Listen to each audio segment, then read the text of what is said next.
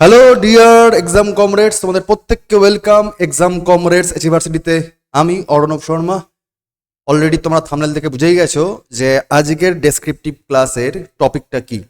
That means freebie culture. Freebie culture একটা বড়সড় revolution এনেছে জিওর হাত ধরে, তোমরা সেটা অলরেডি জানোই। চারিদিকে প্রচুর গভর্নমেন্ট স্কিমস রয়েছে, সেটা নিয়ে নানা রকম মিমস, নানা রকম সমালোচনা, পক্ষে বিপক্ষে সোশ্যাল মিডিয়ায় বা চায়ের দোকানে বা যে কোনো জায়গায় আমরা তো আলোচনা করেই থাকি। কিন্তু এই ফ্রিবি কালচার জিনিসটাও কিন্তু তোমাদের পরীক্ষার জন্য এবারে ডেসক্রিপটিভ পেপারে যথেষ্ট ইম্পর্টেন্ট। তো সেই নিরিখে আমরা এই ফ্রিবি কালচার জিনিসটা আলোচনা করব এবং তার পক্ষে বিপক্ষে, তার স্ট্রাকচারাল ফর্ম, কোশ্চেনটার অ্যান্সারের কি দরকার এবং একজন অফিসার হিসাবে যে যে অ্যানালিটিক্যাল অ্যাপ্রোচ থাকা দরকার একজন অ্যাসপিরেন্টের মধ্যে, সেই দিকগুলোকে আমরা অনুধাবন করার চেষ্টা করব। তো চলো সময় নষ্ট না করে আমরা শুরু করে দিই আজকের টপিক। সেটা হচ্ছে ফ্রিবিজ ভার্সেস ওয়েলফেয়ার। একটা সমাজ ব্যবস্থায় কল্যাণময় রাষ্ট্র করার জন্য যে উদ্যোগ থাকা দরকার, সেটা কি আসলেই ফ্রিবি কালচার? মানে সমস্ত কিছু বিনামূল্যে দিয়ে দেওয়া, নাকি কোথাও না কোথাও এই দুটো এক জিনিস নয়, নাকি একে অপরের পরিপন্থী, নাকি একে অপরের সহায়ক করছে? এই জিনিসগুলোকেই আজকে আমাদের দেখে নিতে হবে। চলো শুরু করি। কনটেক্সটটা কেন ইম্পর্টেন্ট? আমরা সাম্প্রতিককালেই দেখতে পাচ্ছি বেশ কিছু রাজ্য তাদের কিন্তু ভোট গেছে এবং ভারতবর্ষে প্রায়শই এই ফ্রিবি কালচারটা কিন্তু রাজনৈতিক আঙিনায় উঠে এসছে। যদি আমরা সাম্প্রতিক খবরগুলো দেখতে পাই যে the recent election held across different states, বিভিন্ন রাজ্যে ইলেকশন গেল সাম্প্রতিককালে। The political party two attract the voters, যারা পলিটিক্যাল পার্টি রয়েছে, যারা রাজনৈতিক দল রয়েছে, তারা ভোটারদেরকে অ্যাট্রাক্ট করছে, নানা রকম প্রমিসেস দিচ্ছে যে ভাই তোমাদেরকে ফ্রিতে আমরা এই করে দেবো, ফ্রিতে ওই করে দেবো, এবং সঙ্গে সঙ্গে বেশ কিছু ওয়েলফেয়ার স্কিমের কথা তারা ঘোষণা করছে যে আমরা সরকারে আসলে তোমাদের জন্য এই করে দেব। ঠিক আছে, অর্থাৎ পলিটিক্যাল পার্টিগুলোর আগাগোড়াই তো প্রমিসেস করতো, কিন্তু সেখানে জনকল্যাণমুখী পরিষেবাটা এখন বড্ড ফ্রিবি কালচারে কনভার্ট হয়ে গেছে, সেটা কিন্তু দেখা যাচ্ছে। একদম হাল ফিলে যে দিল্লি ইলেকশন গেল, তোমরা সেখানেও দেখতে পারছো there is a rising trend among the political parties to promises a barrage for of freebies of subsidies to the lower electorate as seen in the Delhi Assembly election 2025 সাল। সাম্প্রতিককালে দিল্লির যে ইলেকশন গেল সেখানেও কিন্তু এর একটা বড়সড় প্রভাব পড়েছে। আচ্ছা আচ্ছা, ওয়েট করো। যারা যারা জানো তারা তো জানোই, আর যারা নতুন দেখছো তারা কিন্তু ভয় পেও না, তার কারণ আমাদের এখানে নোটপত্র বাংলা এবং ইংরেজি দুই ভাষাতেই রাখা আছে। তো সেই নিরিখে তোমাদের চিন্তা করার দরকার নেই, মন দিয়ে টপিকটার অ্যানালিসিসটা বোঝার চেষ্টা করো এবং তারপরে ফ্রেমিং কি করব সেটাকে আমরা অ্যানালিসিস করে দিচ্ছি। ফ্রেমিং করেই অ্যান্সারটা রাখা আছে। চলো, যেটা বলছিলাম, ইলেকট্রাল ফ্রিবিজ অর্থাৎ ভোট আনার জন্য, সপক্ষে ভোট আনার জন্য যে ফ্রিবি কালচার উঠে আসছে, তাকে অনেক সময় অন্য একটা নাম দেওয়া হচ্ছে, টেকনিক্যাল টার্ম রেভডি কালচার। আর debated some see them as harmful to developments. কখনো কখনো এটা উন্নয়নের পরিপন্থী হয়ে যাচ্ছে, while others view them as essential for the socio-economic progress. কিছু কিছু সমালোচকরা বলছে এই ফ্রিবি কালচার, বিশেষ করে ভোটের আঙিনায় এই ফ্রিবি কালচার যেমন উন্নয়নের পরিপন্থী, কেউ কেউ বলছে এটা উন্নয়নের জন্য খুব ইম্পর্টেন্ট, সামাজিক অর্থনৈতিক বিস্তারের জন্য খুব ইম্পর্টেন্ট। আরবিআই স্যার কি বলছে? আরবিআই এই ফ্রিবি কালচারকে বলছে a public welfare measures that is provided free of charge, একটা জনমুখী কল্যাণময় পরিষেবা যেটা সম্পূর্ণ ফ্রিতে বা বিনামূল্যে করা হয়ে থাকে। এটা আরবিআই বলছে। স্যার জিনিসপত্রগুলো অ্যাকচুয়ালি কি? তাহলে কি এটা ভালোর দিকে যাচ্ছে নাকি স্যার এটা সম্পূর্ণ খারাপের দিকে যাচ্ছে? যদি জিনিসগুলোকে আমরা একটু অ্যানালিসিস করি তাহলে আমরা এর দুটো দিকই দেখতে পাবো, খারাপ এবং ভালো দুখানার দিকই দেখতে পাবো। প্রথমে আমরা বরং এই ফ্রিবি কালচার কি করে আমাদের সোসাইটিতে হেল্প করছে, আমাদের ইকোনমিক সোশ্যাল যে প্রগ্রেস করছে সেটাকে আমরা পরতে পরতে অ্যানালিসিস করে নিই, তারপরঞ্চ বরং আমরা চলে যাব তার নেগেটিভ অ্যাসপেক্টের দিকে। চলো, প্রথম কি স্যার পয়েন্টটা? ওম্যান এম্পাওয়ারমেন্টে হেল্প করছে।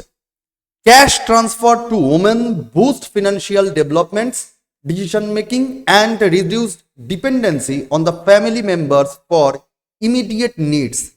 ভারতীয় মহিলারা এই পিতৃতান্ত্রিক দেশে যে কোনো একটা কারণে এখনো ছেলে কিংবা স্বামীর ওপর বা বাড়ির যারা পুরুষতান্ত্রিক সমাজের ওপর হয়তো তারা নির্ভর করে আর্থিক যে কোনো বিষয়ের জন্য, সেখানে সামান্যটা হয়তো পুজো দিতে গেলেও তারা হয়তো হাত পাততে হয়।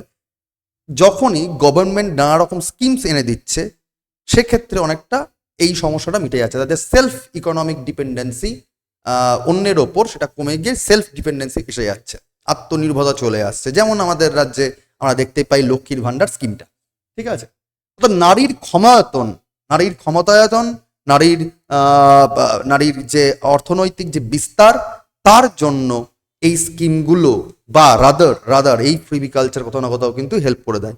উল্টো দিকে স্যার খবরে দেখাচ্ছে অন্য গল্প। তা কি দেখো, সুপ্রিম কোর্ট কি বলছে sir? Supreme Court says distribution of freebies influences all people. Supreme Court বলছে এই যে ফ্রিবি কালচারের যে প্রভাব, এটা সম্পূর্ণরূপে কিন্তু সমস্ত সামাজিক মানুষগুলোকেই প্রভাব বিস্তার করছে। It shakes the roots of free and fair election to the large degree. সমস্ত রকম বৃহৎ আঙিনাতে একদম ফ্রি অ্যান্ড ফেয়ার ইলেকশন, একদম সঠিকভাবে ইলেকশন হবে কি হবে না, এটাও কিন্তু কোথাও না কোথাও প্রশ্নের মুখে তুলে দিচ্ছে। এই নিয়ে বিভিন্ন জায়গায় কিন্তু বেশ পিটিশন বা আদালতের মুখোমুখি হওয়া হয়েছে, বিভিন্ন রকম কেস উঠেছে। Petition relates to show poor in Tamil Nadu against DMK's promises for free color TVs in 2006. 2006 সালে ডিএমকে সরকার যখন আসার চেষ্টা করবে, তখন সেই সময় তারা বলেছিল যে আমরা সরকারে আসলে ফ্রি প্রমিসেস দিচ্ছিল যে আমরা ফ্রিতে কালার টিভি দিয়ে দেবো। এটাকে নিয়ে একটা বড় সড়ো ঝামেলা এসেছিল। পরবর্তীকালে অ্যানাউন্স ফ্রি মিক্সচার্স, ল্যাপটপস, গোল্ড, মঙ্গলসূত্রা, এই নানা রকমগুলো কিন্তু মঙ্গলসূত্র পর্যন্ত ফ্রিতে দেবে সোনার, সেইগুলোও কিন্তু একটা পিটিশন জারি হয়েছিল। Political parties argue that they have right to project their policies and economic and political priorities. Political পার্টিটা কি বলছে?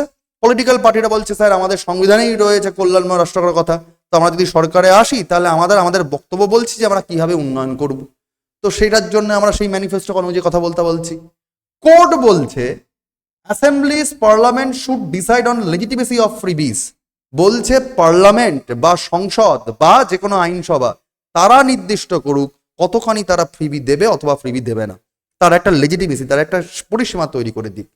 তাহলে স্যার একদিকে যেমন ওম্যান এম্পাওয়ারমেন্ট হচ্ছে, তেমনই কিন্তু এই গল্পগুলো প্যারালালি দেখা দিচ্ছে। চলো আরেকটু এক ধাপ এগিয়ে যাই আমরা দ্রুত। Enhancing human capabilities. বিখ্যাত অর্থনীতিবিদ অমর্ত্য সেনের নাম তোমরা সবাই শুনেছ, কে না জানে। Welfare schemes like free food and health insurance, sorry, যে কোনো কল্যাণময় যে প্রকল্পগুলো রয়েছে সেটা ফ্রিতে খাবার দেওয়া কিংবা হেলথ ইন্স্যুরেন্স যেগুলো রয়েছে, align with Amartya Sen's capability approach. Amartya সেনের যে পার্টিকুলার ক্ষমতা পদ্ধতির যে প্রক্রিয়া, যেটা তত্ত্ব ওনার আছে, তাকেই কিন্তু ডিগনিফাই করে এবং আমাদের সামাজিক ক্ষেত্রে যে ইমিউনিটি প্রবলেম রয়েছে, যে হেলথ কেয়ার বার্ডেনগুলো রয়েছে, হেলথ কেয়ার যে সচেতনতার অভাব রয়েছে, মানুষজনের জন্য যে খাবার ঠিকঠাক করে ইন্স্যুরেন্স, হেলথ কেয়ার দরকার, সেগুলোকে কিন্তু কোথাও না কোথাও এই স্কিমগুলো বৃদ্ধি করে এবং সেই ক্ষেত্রে কিন্তু অমর্ত্য সেন সেই পদ্ধতির কথাই বলছেন। ঠিক আছে, তার মানে এটা ভালো দিক। অন্যদিকে আরেকটা পয়েন্ট কি স্যার আসছে? Boosting consumer spending, direct cash transfer boost demand, enhance purchasing power and stimulate the local economics through increased spending. অর্থাৎ মানেটা কি স্যার?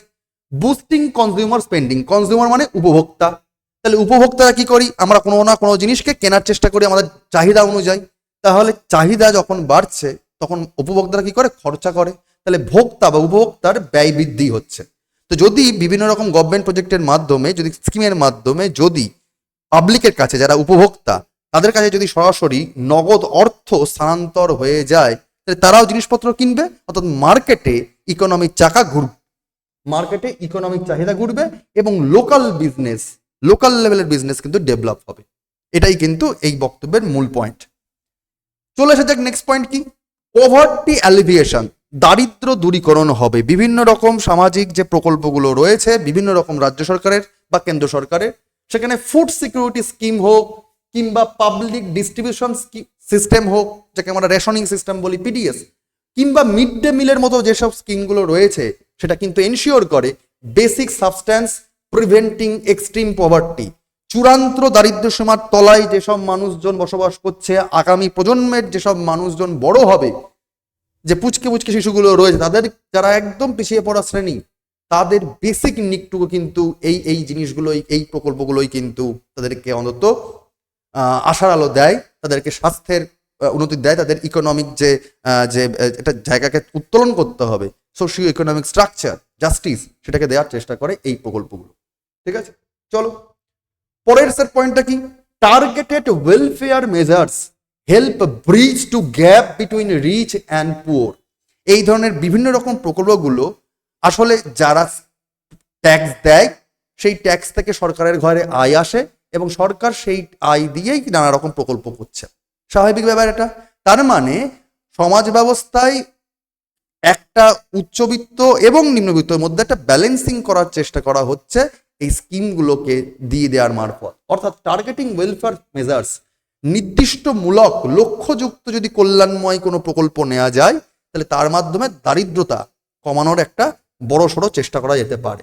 ঠিক আছে, উন্নয়ন এরম ভাবেই হয়তো কোথাও না কোথাও কিছু না কিছু ভাবে তো হবেই। প্রসঙ্গে বলে রাখি স্যার, এইরকম ভাবে জিএস গুলো, যেগুলো মূল ইম্পর্টেন্ট কোশ্চেন, সেই টপিকগুলোকে, সেটা শর্ট কোশ্চেন হোক, সেটা ডেসক্রিপটিভ জিএস এর পোর্শন হোক, অ্যান্সার রাইটিং হোক, কিংবা অ্যান্সার রাইটিংকে কম সময়ের মধ্যে কি করে লিখবো তার স্কিলগুলোকে নিয়ে আমি এক সেশন নিয়ে থাকি পেইড ব্যাচে। সেই ক্লাসে জয়েন করতে গেলে তোমরা জয়েন করতে পারো, নিচের দেওয়ার নম্বরে তোমরা হোয়াটসঅ্যাপ করে দিতে পারো, অনলি জিএস বলে মেন্সের।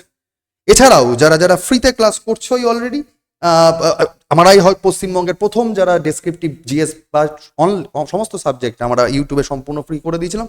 তো যারা যারা এই ক্লাসগুলো করছো, উপকৃত হচ্ছ, এবং তোমরাও তোমাদের বন্ধুবান্ধবকে জানিয়ে দিও যে আমরা কিন্তু সমস্ত নোটপত্র আমরা আমাদের টেলিগ্রাম গ্রুপে একদম পিডিএফ দিয়ে থাকি, ক্লাস দিয়ে থাকে, নোট দিয়ে থাকে, এবং অন্যান্য সোশ্যাল মিডিয়ায় আমাদের যে বিভিন্ন ইনস্টাগ্রাম হোক কি ফেসবুক পেজ হোক, গ্রুপ হোক, সেখানে যোগাযোগ রাখতে পারো। কারণ আমাদের কার্যকলাপ, আমাদের পরিবারের সবাই, তোমরা আমরা সবাই মিলে আমাদের যে লক্ষ্য চাকরি পাওয়ার জন্য তার লড়াইয়ে আমরা একে একে তোমাদের মতামত নিয়ে কি কি আরো ডেভেলপ করা যায় সেইগুলোর জন্য আমরাও বদ্ধপরিকর তোমাদের সাথে লড়াইয়ের জন্য।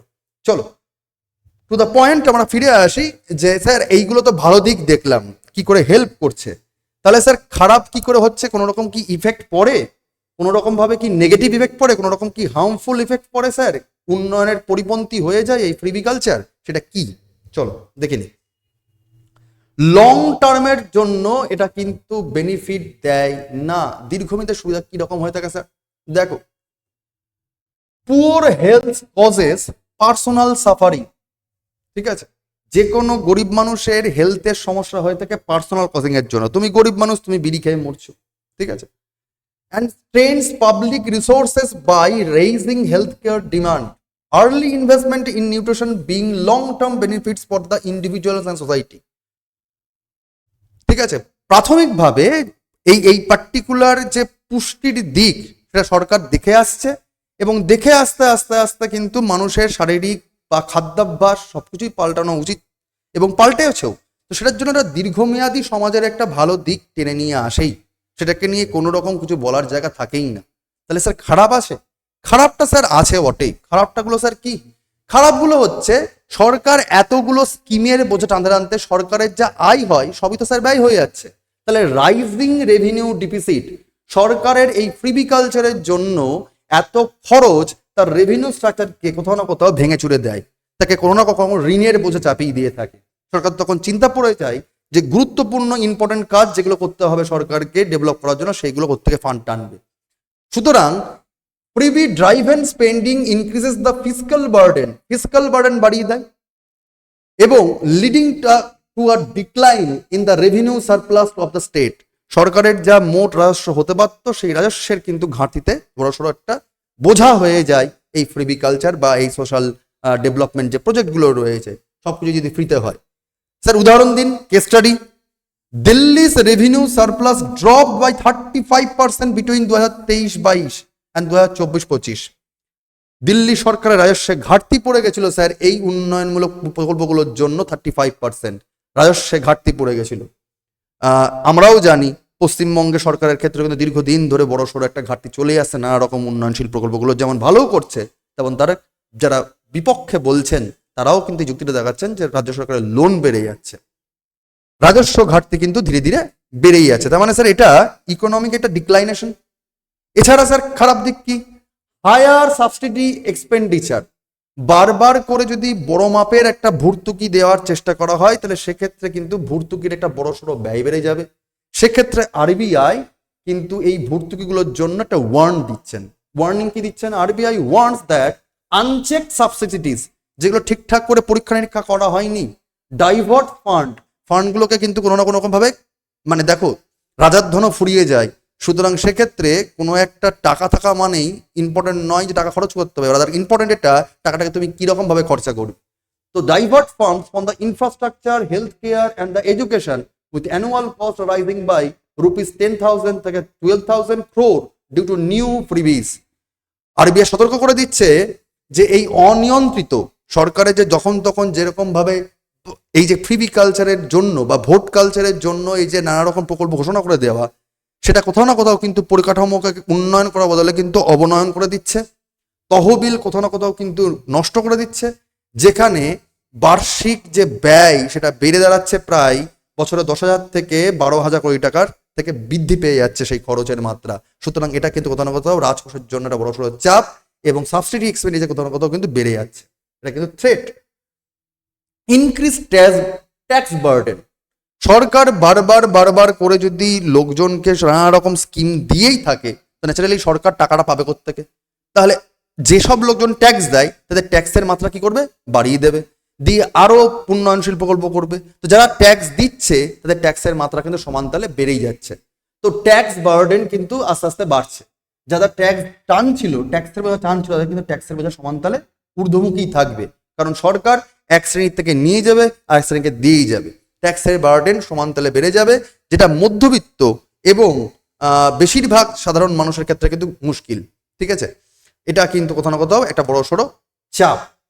Next point sir, crowding out investment. বিনিয়োগের একটা বড়সড় চাপ পড়ে যায়। কিরকম চাপ sir? Excessive expenditure on freebies could crowd out the resource available and hamper states capacity to build critical social and economic infrastructure।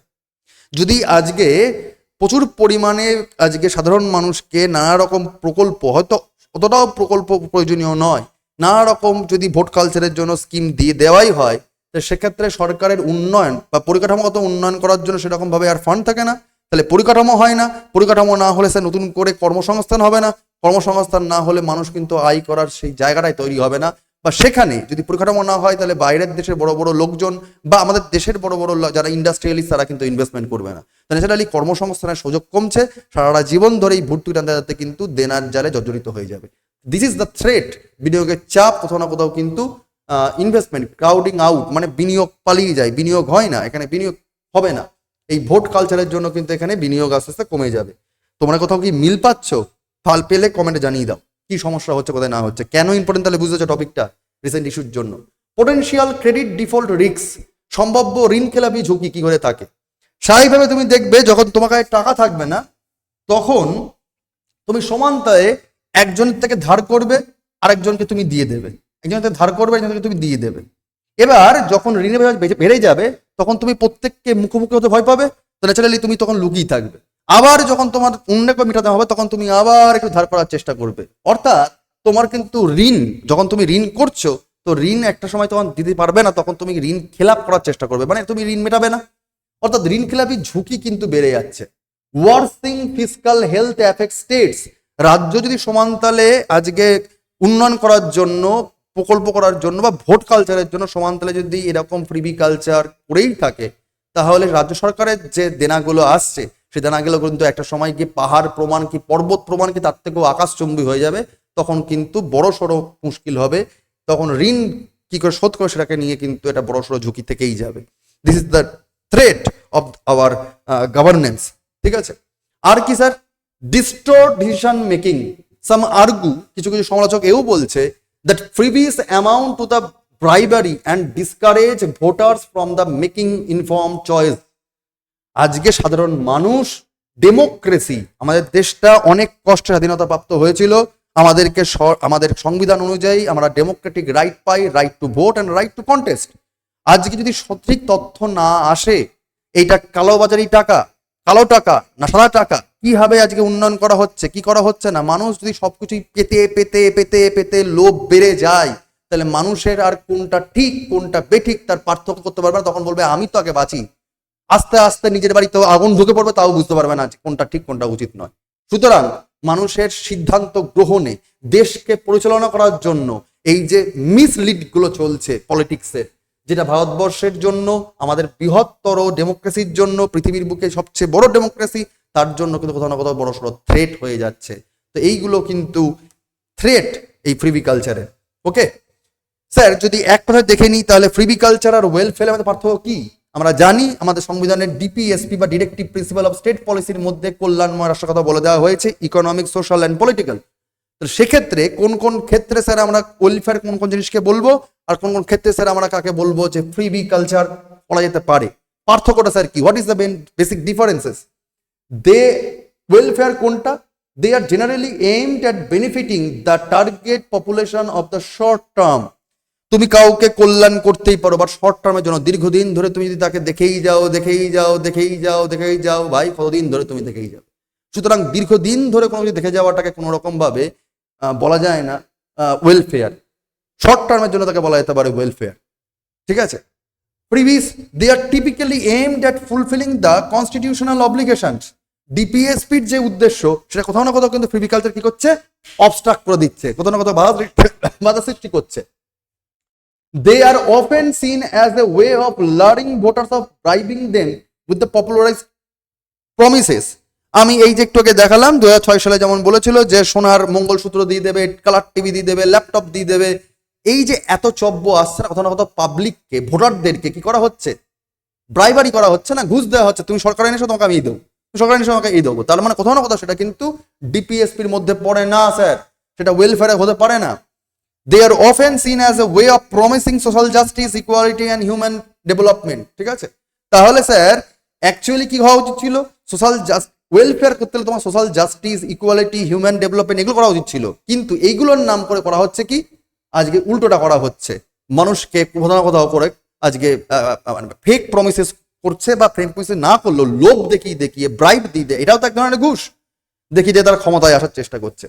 Some examples of freebies are free laptop, TV, bicycle, যেগুলো বললাম। আবার যদি তোমাকে দেখা যায় sir actual তাহলে development কোনটা, actual social welfare কোনটা, তাহলে তোমাকে মতামত রাখতে হবে এই পার্টিকুলার যে পাবলিক যে স্কিমগুলো রয়েছে, যেমন PDS system, public distribution system, যাকে রেশনিং সিস্টেম বলে, কিংবা Mahatma Gandhi national rural employment system guarantee act, যাকে এমজি বলা হয়, মিড ডে মিল স্কিমস, এই ধরনের প্রকল্পগুলো তোমার কিন্তু অ্যাকচুয়ালি ডেভেলপমেন্ট প্রজেক্ট। কিন্তু আজকে টিভি দিয়ে দেবো, ইলেকট্রিসিটি দিয়ে দেবো, বাইসাইকেল দিয়ে দেবো, ইলেকট্রিসিটি ফ্রি করে দেবো, জল ফ্রিতে করে দেবো, এই সমস্ত জিনিসগুলো কোথাও না কোথাও কিন্তু আসলে ফ্রিবিকেই প্রমোট করছে। আর এই ধরনের ডেভেলপমেন্টগুলো আসলে কিন্তু ডিপিএসপিকে প্রমোট করছে বা ওয়েলফেয়ারকে প্রমোট করছে। This is the basic priority, basic পার্থক্য। ঠিক আছে?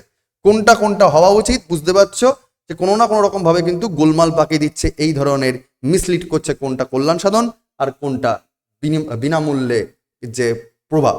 তাহলে এর মুক্তি কি? এর মুক্তি স্যার একটাই, এর মুক্তি আমরা দেখতে পাই একটা থেকেই, যদি একটা লোক কথা জানতে পারি। কি জানতে পারি স্যার? একটা প্রভাব আছে, প্রভাবটা কি? It can be understand by the প্রভাব, বাই দিস কোট। কোটেশনটা হচ্ছে, give a man a fish and you feed him for a day, teach a man to fish and you feed him for a life time. একজন মানুষকে একটা মাছ দাও, তুমি তাকে একদিনের জন্য খাওয়াও, এবং একজন মানুষকে মাছ ধরতে শেখাও এবং তুমি তাকে সারা জীবন খাওয়াও। তাকি দেখো, তুমি একজন মানুষকে যদি একটা মাছ খাওয়াও তাহলে সে একবেলা বা একদিন খেতে পারবে, কিন্তু তাকে তুমি যদি মাছ ধরতে শিখিয়ে দাও তাহলে সে সারাটা জীবন তার খাওয়ার রাস্তা ওপেন হয়ে যাচ্ছে। সুতরাং তুমি সারাটা জীবন ধরে প্রত্যেক দিন কি মাছ খাইয়ে যাবে, না মাছ ধরাটা শেখাবে, তাকে স্বাবলম্বী করবে? কোনটা ইম্পর্টেন্ট স্যার আমাদের দেশের সামাজিক অর্থনৈতিক কাঠামোর জন্য? পিছিয়ে পড়া মানুষগুলোকে শক্তিশালী করতে হবে। আমরা যখন কোনো শিশুকে বড় করি, তাকে সবসময় কি হাত ধরে হাঁটিয়ে বেড়াই? বুড়ো বয়স তা তো নয়, তাকে নিজের মতো করে হাঁটা শেখাতে হয়, মুখ থুমড়ে পরে আবার তুলতে হয়। তো যদি দেশকে সজাগ করতে হয় তাহলে ফ্রিবি কালচার ইম্পর্টেন্ট নয়, ইম্পর্টেন্ট প্রপার সোশ্যাল ওয়েলফেয়ার।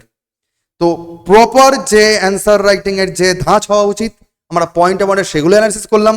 তোমাদের কি মন্তব্য এই টপিকগুলোকে নিয়ে তোমরা তোমাদের কমেন্টে জানিয়ে দাও। আমরা পরের দিন এই রকমই ফ্রিবি কালচারের মতো যেগুলো একদম বার্নিং ইস্যু এবারের পরীক্ষায়, এটা অবশ্যই তৈরি করে যাও পরীক্ষার জন্য। This is one of the important topics, যে টপিকগুলো তোমাদের কিন্তু জিএস বা যদি তুমি কোনোদিন এলডি এর পরীক্ষা দিয়ে থাকো এনসের এসের রাইটিংয়ের জন্য, এগুলো খুব ইম্পর্টেন্ট টপিক। কভার করে যেও, রেডি করে যেও এবং তোমাদের গুরুত্বপূর্ণ মন্তব্য দিয়ে দিও এই কমেন্ট বক্সে, এবং ডেসক্রিপশন বক্সে যে লিঙ্ক আছে টেলিগ্রাম গ্রুপের লিঙ্ক, সেখানে জয়েন করে যেও। এই সম্পূর্ণ বাংলা এবং ইংরেজি নোট তোমরা পেয়ে যাবে। আজকে অবধি, পরের দিন পরের টপিকে দেখা হবে। Thank you, best of lakh.